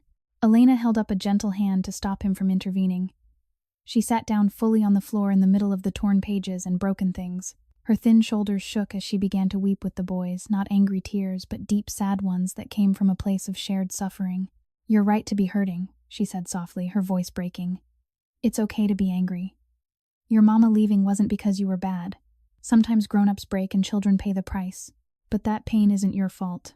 The boys stared, stunned. Tommy's legs gave way and he sank to the floor. Jake's clenched fists trembled. One by one, the younger ones moved closer. Mia crawled into Elena's lap, and Sophie pressed against her side. Soon all the children were crying together, real tears, not screams of rage, but the release of long-held grief. Vincent stood in the doorway, tears streaming down his own face. The quiet, condensed, emotional stillness in the room was almost sacred.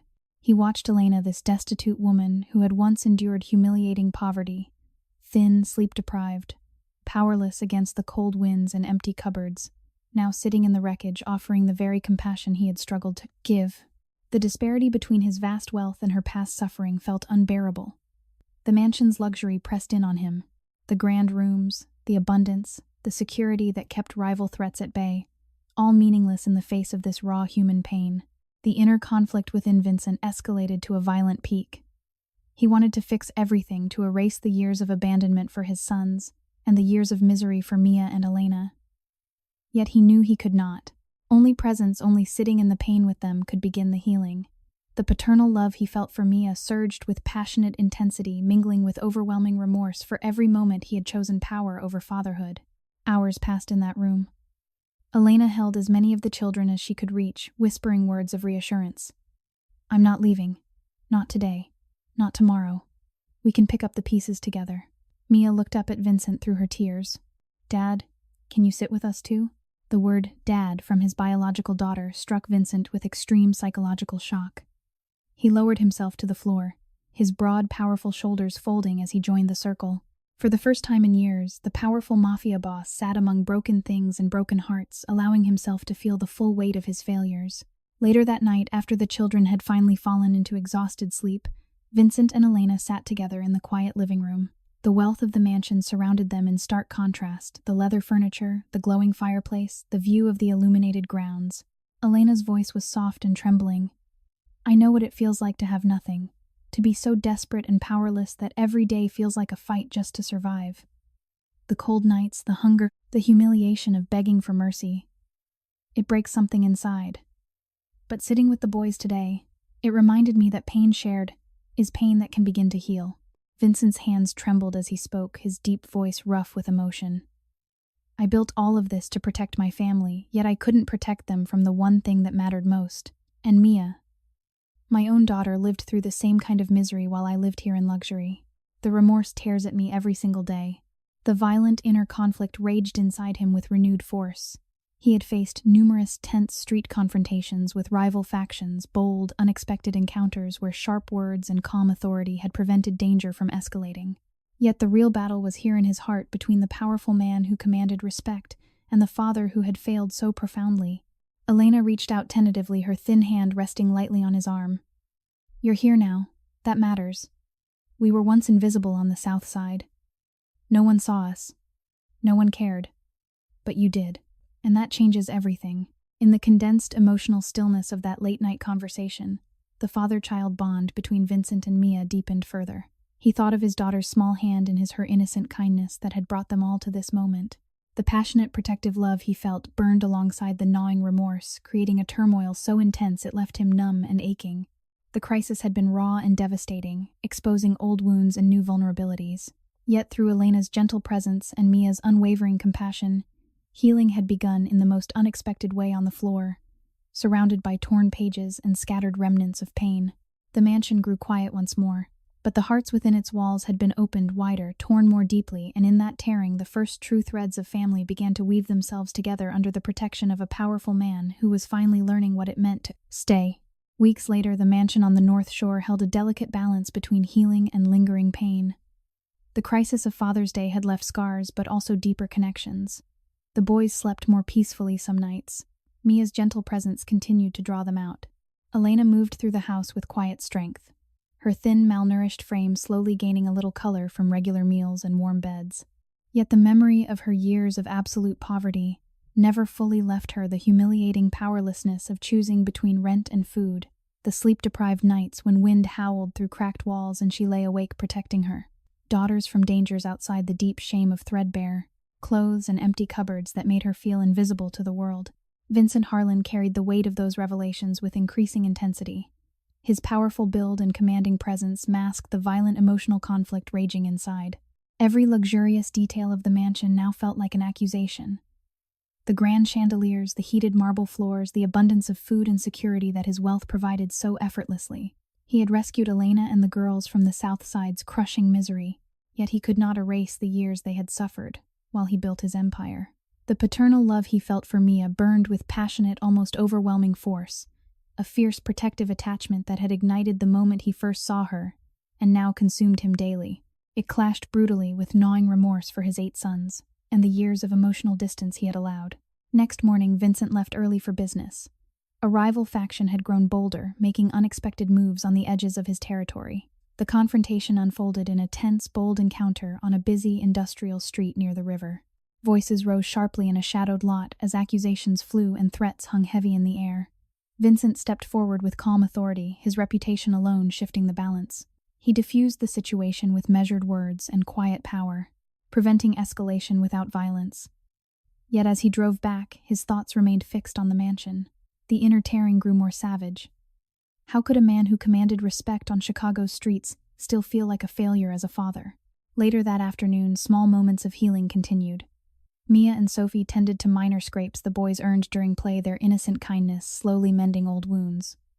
Elena watched with soft, timid gratitude. "You've given us more than safety, Mr. Harlan," she said quietly when Vincent returned. "You've given us hope. After so many years of being desperate and powerless, it still feels like a dream sometimes." Vincent nodded, but the remorse clawed deeper. In a quiet, condensed moment of emotional stillness in his study, he listened as Elena shared fragments of her past. She spoke of the humiliating nights when she went to bed hungry, so her girls could eat, the dizzying anxiety of eviction, notices the numb disorientation of realizing no one in the world saw her struggle. Her voice remained soft and polite, yet each word tore at Vincent's heart with violent intensity.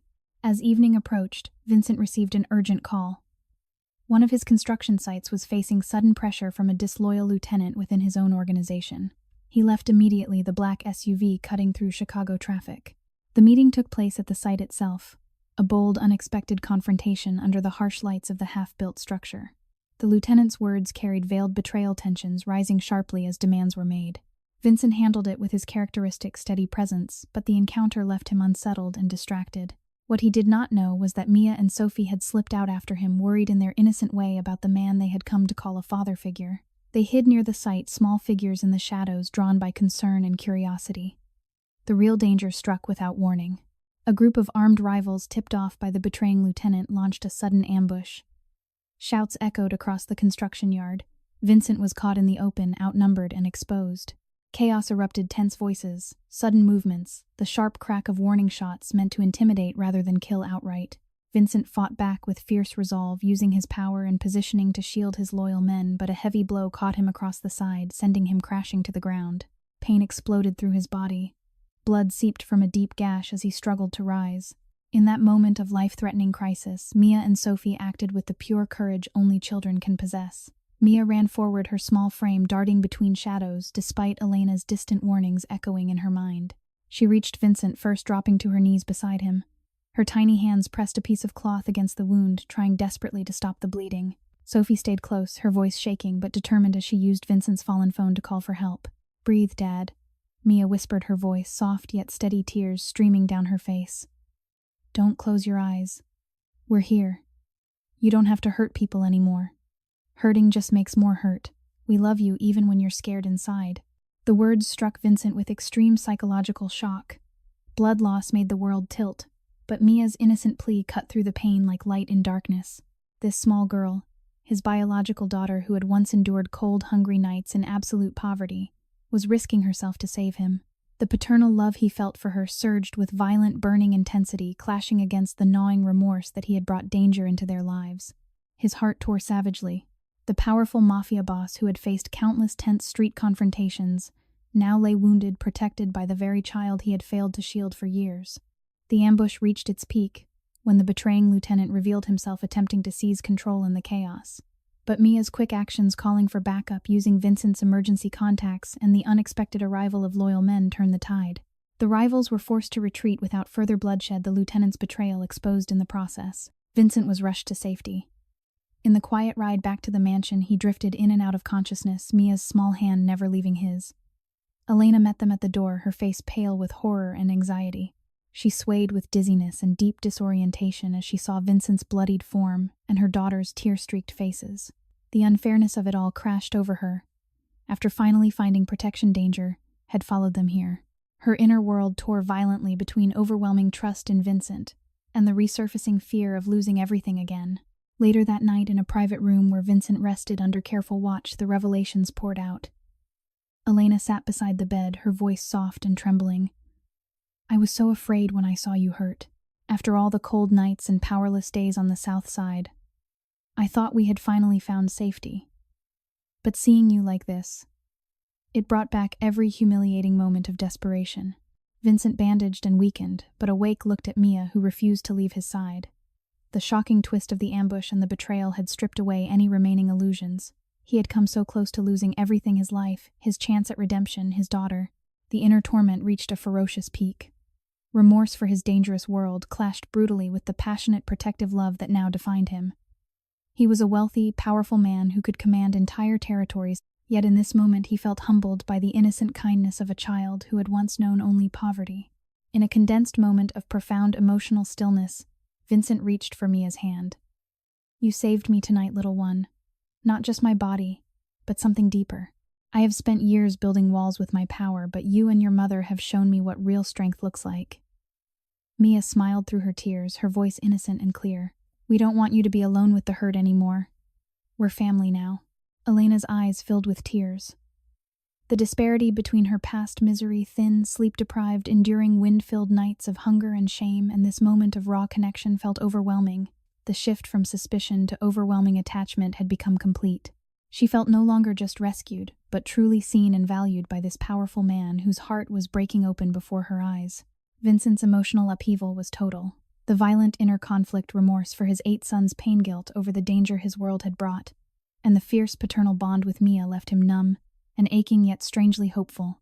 The ambush had exposed betrayal within his own ranks, forcing him to confront how his choices affected those he loved most. As the night deepened, quiet settled over the mansion once more. Vincent lay resting. Mia curled asleep in a chair beside him, Elena watching over them both with gentle vigilance. The wealth of the house, its luxury, its security, its abundance, now served a higher purpose, protecting this fragile, chosen family. The shocking twist of the ambush and the children's bravery had changed everything. Revelations had laid bare old wounds and new truths. The powerful Mafia boss, once isolated by his empire, was being healed by the innocent kindness of a little girl who had known true poverty. The father-child bond had been tested by fire and emerged stronger, forged in crisis and sealed with tears. Yet even greater decisions and deeper healing still waited in the days ahead. Next morning, the mansion on the North Shore woke to a gentler light. The events of the ambush still lingered in every shadowed corner, but something had shifted irreversibly.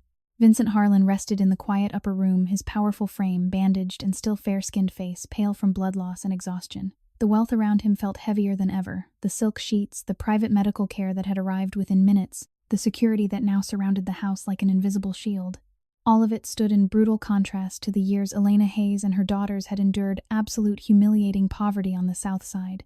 Thin from endless hunger, sleep-deprived from guarding against dangers in freezing nights, powerless against landlords and empty cupboards, their lives reduced to desperate survival while wind howled through cracked walls. Elena sat vigil beside the bed, her thin hands folded tightly in her lap. She moved only to adjust a blanket or offer water, her voice remaining soft and timid whenever she spoke. "You saved us once," she whispered to the sleeping man. "Now it seems we are trying to return the favor." Inside, her emotions churned with violent intensity, overwhelming trust and attachment burning alongside resurfaced anxiety and fear. The sudden leap from desperate poverty to this protected life still left her dizzy with disorientation, numb with shock at how quickly safety could be threatened again. Mia refused to leave her father's side. The 6-year-old curled in a large armchair pulled close to the bed, her small hand resting near Vincent's. Sophie stayed nearby, her guarded heart now cracked open by the terror of the previous night. The 8 boys moved through the house more quietly than usual, their own pain softened by the shared crisis. Later that afternoon, when Vincent finally woke, the first face he saw was Mia's. She leaned forward, eyes bright with worry and love. "You're awake. Does it hurt a lot? I tried to help stop the bleeding. Sophie called the helpers like you taught us in case of emergencies." Vincent's throat tightened. The paternal love he felt for this child, his biological daughter, surged with passionate, burning intensity. Seeing her small, resilient face after she had risked herself in the chaos brought extreme psychological shock. He had faced countless tense street confrontations with rival factions, bold, unexpected encounters where sharp words and calm authority had turned danger aside without bloodshed. Yet nothing had prepared him for a little girl's courage saving his life. Remorse gnawed at him more savagely than the wound itself. He had brought danger into their lives through his world of power, while Mia had known only cold, hungry nights before he rescued them. "You were very brave," he said, his deep voice rough with emotion. "Braver than I deserved." Mia smiled softly. "Mom says bravery isn't about not being scared. It's about staying anyway, like you stayed for us when we had nothing."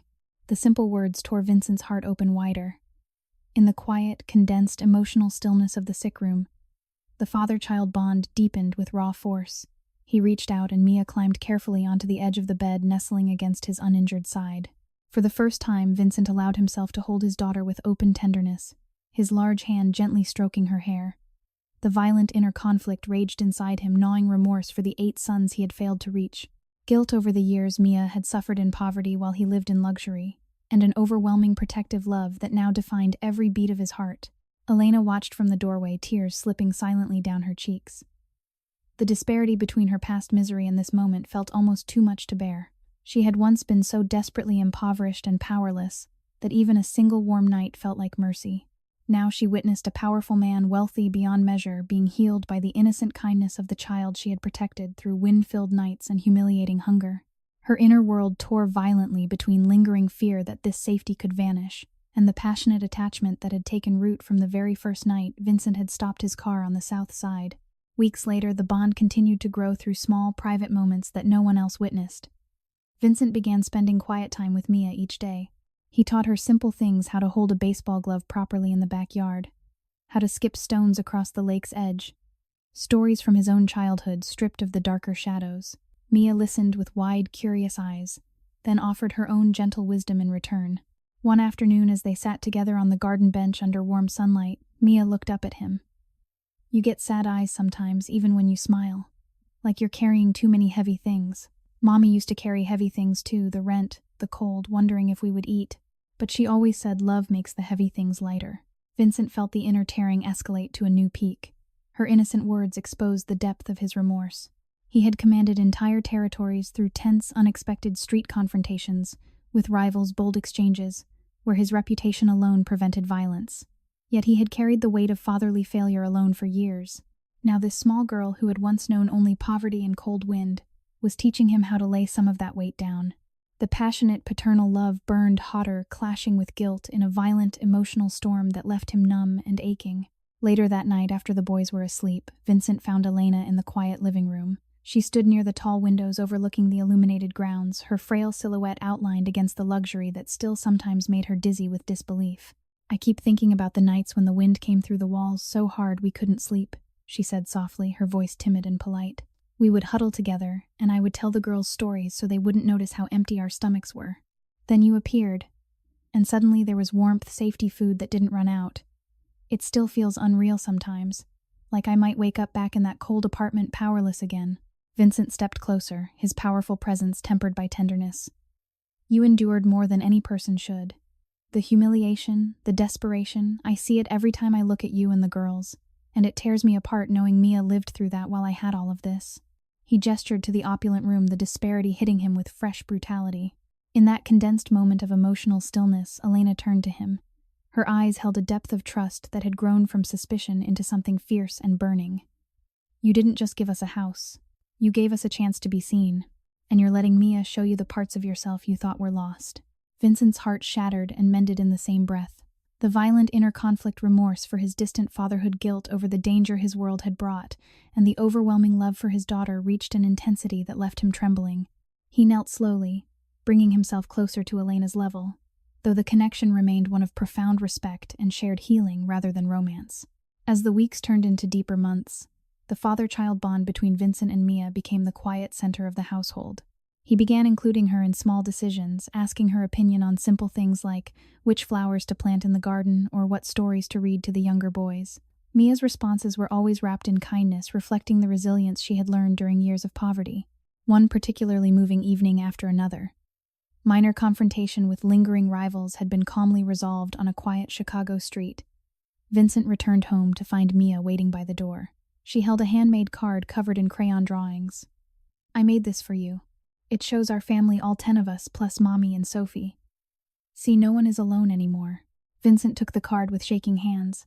The simple drawing stick figures holding hands under a bright sun pierced him with extreme emotional force. Tears fell openly as he pulled Mia into a gentle embrace. The remorse that had gnawed at him for so long began to transform under the weight of this innocent love. He whispered against her hair, "You are teaching me how to be a father, little one. Every single day." Elena watched from the hallway, her heart full. The absurd unfairness of her past life, the hunger, the cold, the humiliating powerlessness now felt like distant soil from which something beautiful was growing. The shift from desperate survival to being truly protected and valued left her in quiet awe, her trust in Vincent burning with steady, passionate intensity. In the quiet, condensed moments that followed, reading together, walking in the garden, sitting in stillness after the boys were asleep, the father-child relationship deepened with every shared breath. Vincent's inner world continued to tear and heal simultaneously. The powerful Mafia boss, wealthy beyond imagination, found himself humbled daily by a small girl who had once known only poverty. His love for Mia was not loud or dramatic in public, but fierce and protective in the private spaces of their lives. The mansion, once a battlefield of pain, was slowly becoming a place where wounds could breathe and begin to close.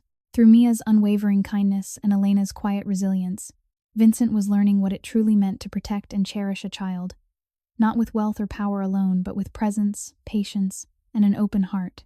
The bond had grown deep and strong.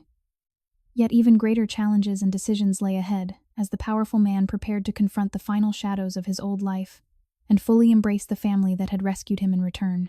Weeks later, the mansion on the North Shore breathed with a fragile but growing peace. The ambush and its revelations had left Vincent Harlan forever changed. His powerful frame still carried the faint ache of healing wounds, but the deeper healing came from quiet moments with Mia. The father-child bond between them had become the quiet heartbeat of the house, tender, protective, and profoundly moving. Vincent's wealth surrounded them in ever-increasing intensity. The sprawling gardens, the private security detail, the abundance that made every meal feel like abundance after Elena's years of desperate poverty. Yet the memory of her past misery remained vivid, thin, and malnourished from endless hunger. Sleep-deprived from guarding her daughters through wind-filled nights in a crumbling apartment, humiliated by powerlessness when landlords threatened eviction or food ran out. Elena moved through the days with soft, timid gratitude. Her voice stayed polite when she spoke to Vincent, though inside she still wrestled with occasional waves of anxiety and lingering fear that this safety might be taken away. Sometimes I still wake up expecting the cold she confessed quietly one evening. The hunger, the shame of having nothing. It taught me to hold on tightly to every good thing. Vincent listened, his inner torment growing more intense with every shared word. The passionate paternal love he felt for Mia burned like a steady flame, clashing violently with gnawing remorse for the 8 sons he had not yet fully reached and for the dangerous world that still lurked at the edges of his empire. He had faced many tense street confrontations in recent weeks, bold, unexpected encounters with rival factions where sharp accusations flew in shadowed lots and warehouses. Each time he had diffused the situations with calm authority, and the weight of his reputation preventing escalation without violence. But the threats never fully disappeared. One quiet afternoon while Vincent was reviewing papers in his study, the new bold twist struck without warning. A rival from his past, a man Vincent had once bested in a tense territorial dispute, had discovered the existence of Mia. Word had spread through the shadows of Chicago's underworld that the powerful Harlan had a hidden daughter, a vulnerable child from the South Side. The enemy saw opportunity for revenge. In a calculated, merciless move, he struck where Vincent was weakest, the heart. Mia and Sophie had been playing in the garden under careful watch when a sudden distraction pulled the security team away for a brief moment. An urgent call about another minor confrontation at one of the construction sites. In that narrow window, masked men moved with shocking speed. They took both girls, bundling them into a waiting van before the alarm could fully sound. The kidnapping was clean, ruthless, and deeply personal. The news reached Vincent like a physical blow. He stood in the foyer as Elena collapsed against the wall, her thin frame shaking with horror and anxiety. Dizziness and deep disorientation washed over her. She felt numb, her legs threatening to give way. After years of powerless poverty, enduring cold nights, humiliating hunger, and the constant fear of losing what little she had, the terror of losing her daughters now tore her inner world apart with violent intensity. "Not them," she whispered, voice breaking. "Not after everything." Vincent's reaction was immediate and ferocious. The inner tearing in his heart escalated to a savage peak. Remorse crashed over him like a wave. He had brought this danger into their lives through his choices and his past. The passionate, protective love for Mia, his biological daughter, burned with overwhelming force, mingling with guilt so sharp it left him physically shaking. He was a wealthy, powerful man who commanded respect across Chicago, yet in this moment he felt more powerless than he had during any street confrontation. Later that night, as the mansion descended into controlled chaos, Vincent gathered his most trusted men. The 8 boys, sensing the gravity, stayed close to Elena, their own faces pale with fear. Tommy tried to be strong for the younger ones, but his voice trembled. "They took Mia." "Because she's yours, Dad." Vincent nodded, his voice rough. "Yes. And I will bring her home. Both of them." The search began immediately. Vincent moved through the city like a force of nature, but this time driven not by power alone but by a father's desperate love. He confronted old contacts in tense, bold street encounters, unexpected meetings in dimly lit alleys and warehouses where voices rose sharply and accusations flew. Each confrontation was handled with his characteristic calm authority, extracting information without crossing into violence. Every lead felt like a lifeline, every dead end like another unjust blow tearing at his soul. Elena remained at the mansion, pacing the halls in quiet agony. The absurdity and unfairness of life struck her with brutal clarity. She had survived years of humiliating poverty, thin, malnourished, enduring nights, when the wind made sleeping impossible, and hunger clawed at her stomach, only to have her greatest treasure taken when she finally believed they were safe. Shock and confusion left her dizzy and numb. Her voice when she spoke to the boys stayed soft and polite, trying to offer them comfort even as her own heart shattered. "We have to believe. Your father. He will not stop until they are home." Hours stretched into a long, agonizing night. Vincent followed a final lead to an abandoned warehouse on the edge of the city. The rival waited there with his men, using Mia and Sophie as leverage. The confrontation was tense, and bold voices echoing in the empty space, threats hanging heavy. Vincent stepped forward alone at first, his powerful presence filling the room. "Release them," he said, voice steady despite the storm inside. "This is between us. The girls have nothing to do with it." The rival laughed coldly, but Mia's small voice cut through the tension. She stood bravely beside Sophie, her face streaked with tears but her eyes fierce with trust. "Dad, it's okay. We're not scared. We know you'll choose the right thing. Hurting people only makes more hurt. We love you even now." Her words struck Vincent with extreme psychological shock. In that moment of raw danger, the father-child bond reached its most intense height. The violent inner conflict inside him, remorse for the danger he had brought, guilt over his past failures, and the burning paternal love for Mia tore at him savagely. He saw clearly the choice before him: power or family revenge or redemption. With coordinated precision, Vincent's loyal men moved in from the shadows. The 8 boys had indirectly helped by remembering small details Mia had once shared about the city, guiding the search in their own innocent way. The rescue unfolded with tense urgency but without excessive violence. The rival was subdued and taken into custody, his plan collapsing under Vincent's overwhelming resolve and the unexpected courage of the children. Vincent reached Mia first, dropping to his knees and pulling both girls into his arms. Mia clung to him tightly.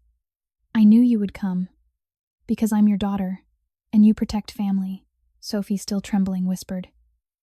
"You really came for us." Even me.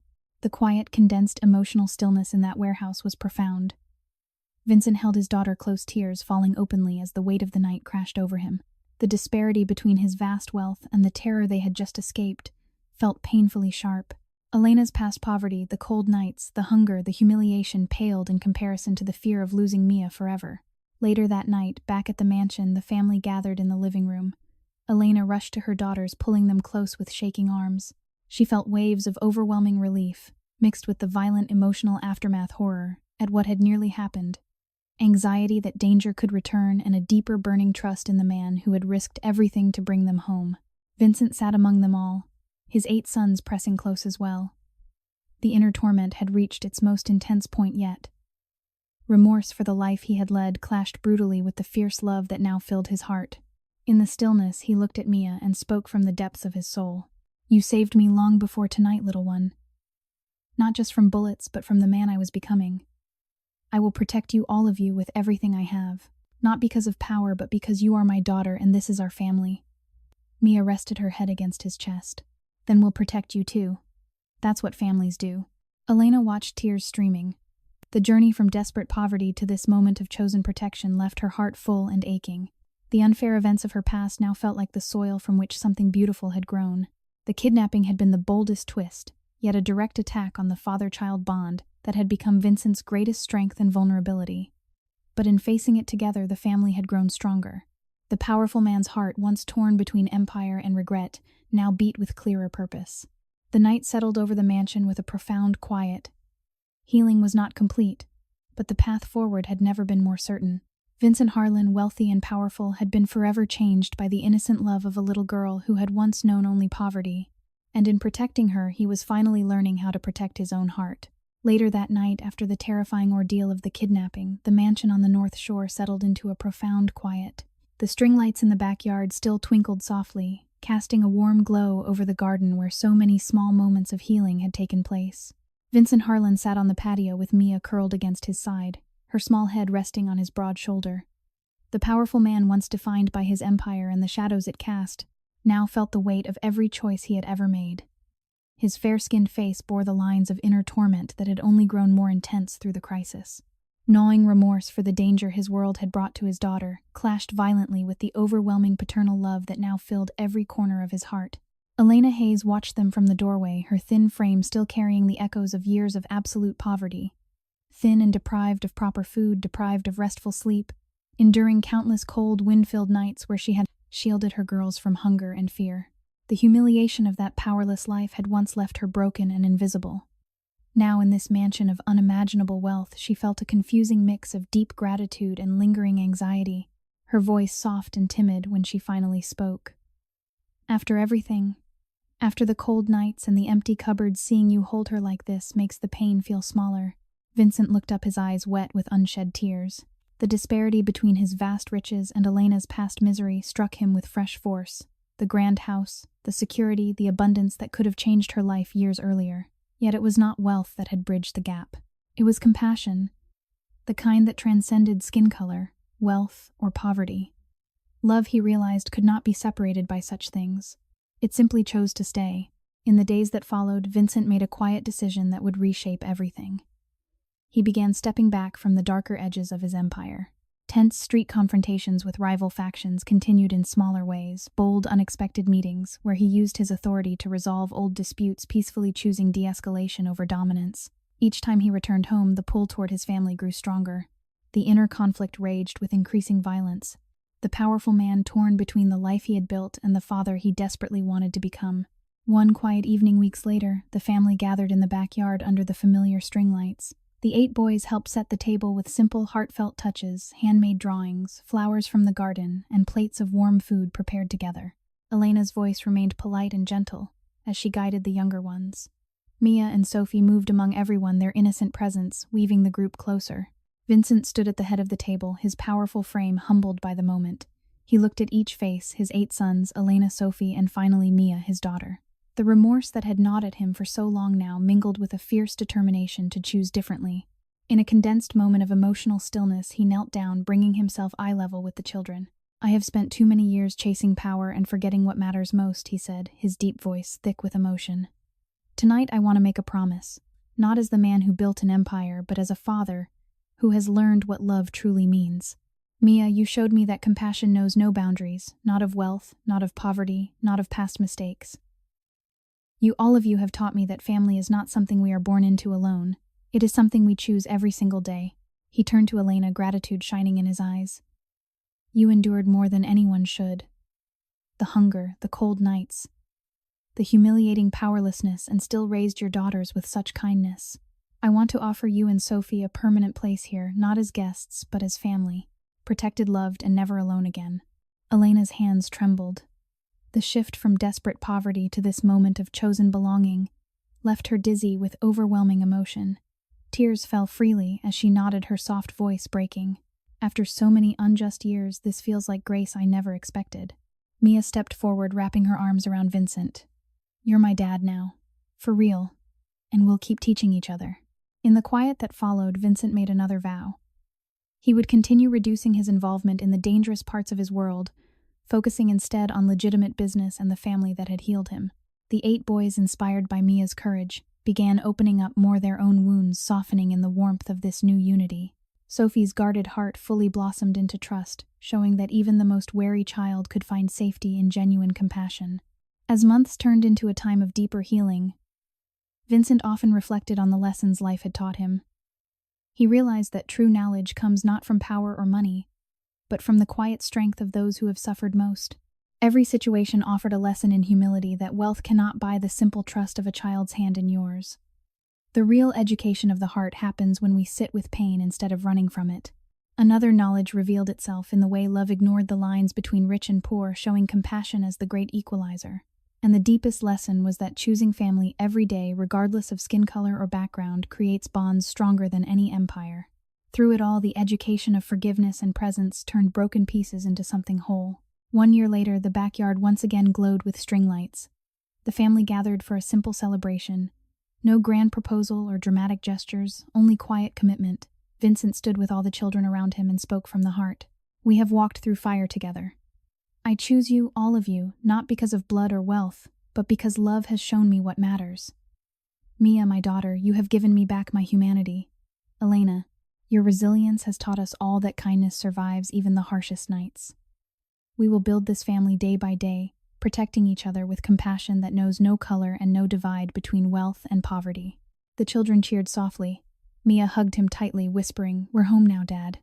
In that final, powerful father-child moment, Vincent lifted Mia into his arms, holding her close as tears of redemption fell. The inner torment that had once torn him apart had transformed into a steady, guiding light. He had learned that the greatest strength lies not in controlling the streets, but in opening his heart to those who needed him most. And so the story reminds us all of the beautiful knowledge that compassion can heal.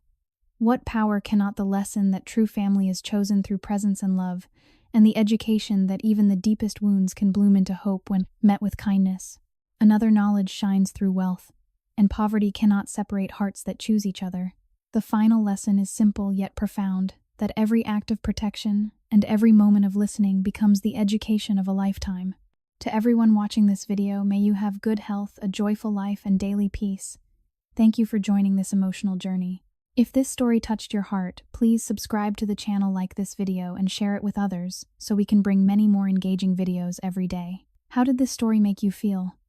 How does it connect to your own real-life experiences? Please share your thoughts in the comments below. The creator truly wants to listen to the emotions from deep within your hearts. Goodbye for now, and we promise to see you again in the next video. Disclaimer: all stories on this channel are fictional and created solely for entertainment purposes. Any resemblance to real people, events, or places is purely coincidental.